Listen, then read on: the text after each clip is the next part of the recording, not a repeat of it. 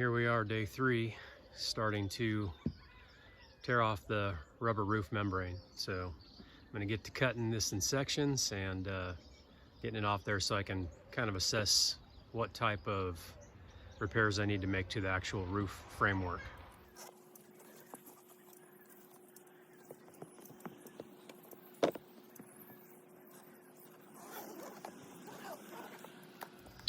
So what I'm doing is just finding these sections here where the roof decking comes together in sections. So you can see this is a piece of roof decking, this is a piece of roof decking. There's a seam here, so that's where I'm cutting all the way across.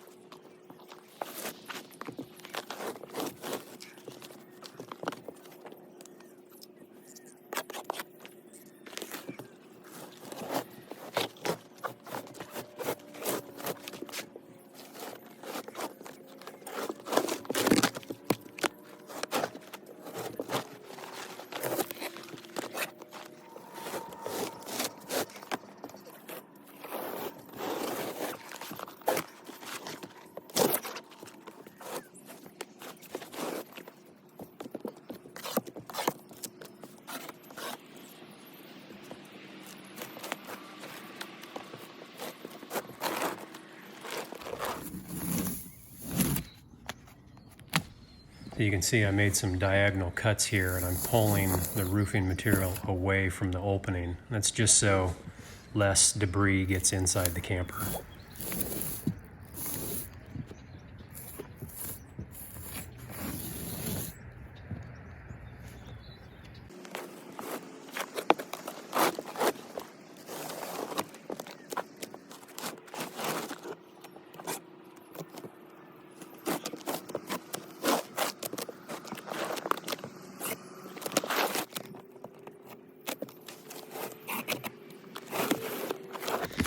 All right, well, here's a piece of the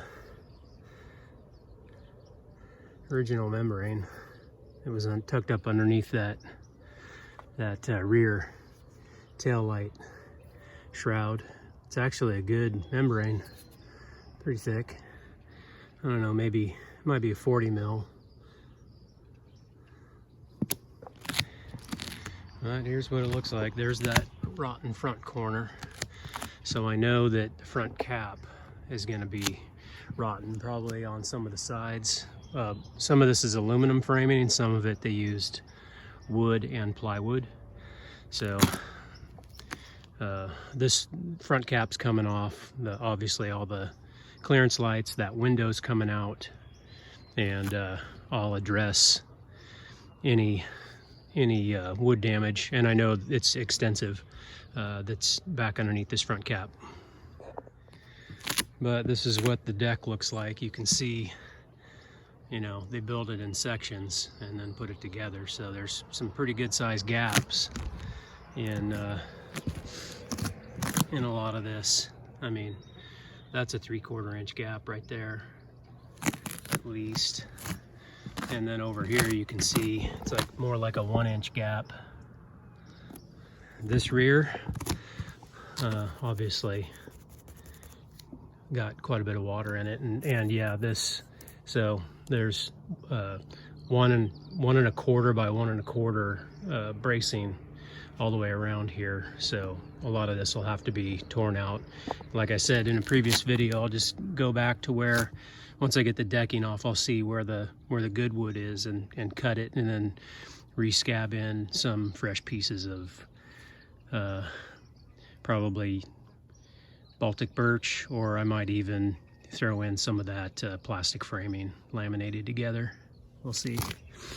And then this corner is really bad, you know, all the way across, and real soft. This particle board is toast, or OSB. The glue, you know, as soon as the glue gets wet, it just disintegrates. So I'll address a lot of those issues with the new deck, but you can see how the sidewall matches up with the level of the deck. So this edge of the sidewall, which is fiberglass, is pretty sharp. So when I redo the deck, this is all going to get a round over. So it's got a slight radius to it, you know, maybe like a 5/8 inch radius or a 3/8 inch radius, something that you know, just takes that sharp edge off. I'll do that all the way around the camper. So I'm gonna start pulling this decking off and see what we've got for damage. So one other interesting note is on this, the back is totally flat.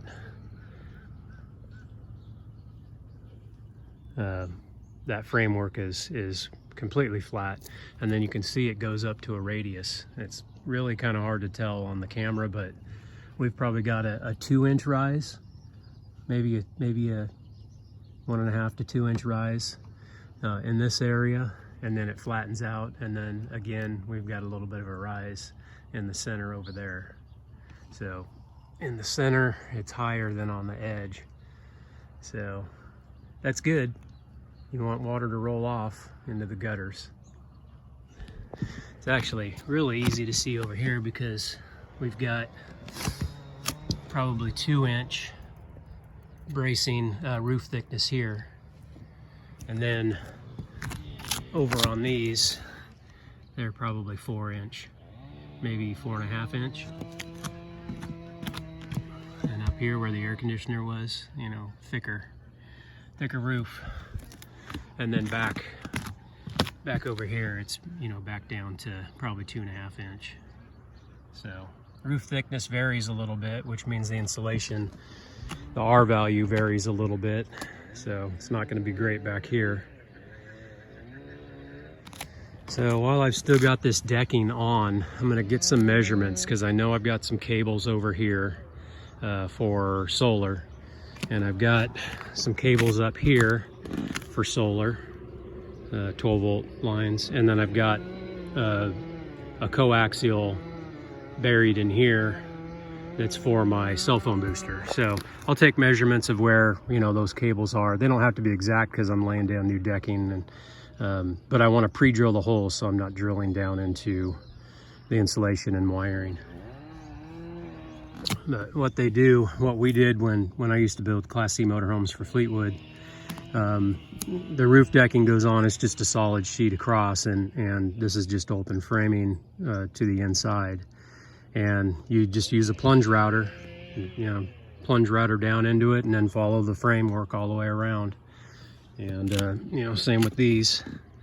You can see, actually, it's a good example. Here's the Simpson tie, and when they were running the router across here, you can see that the bearing of the router went across this, and you've got, you know, a little bit of a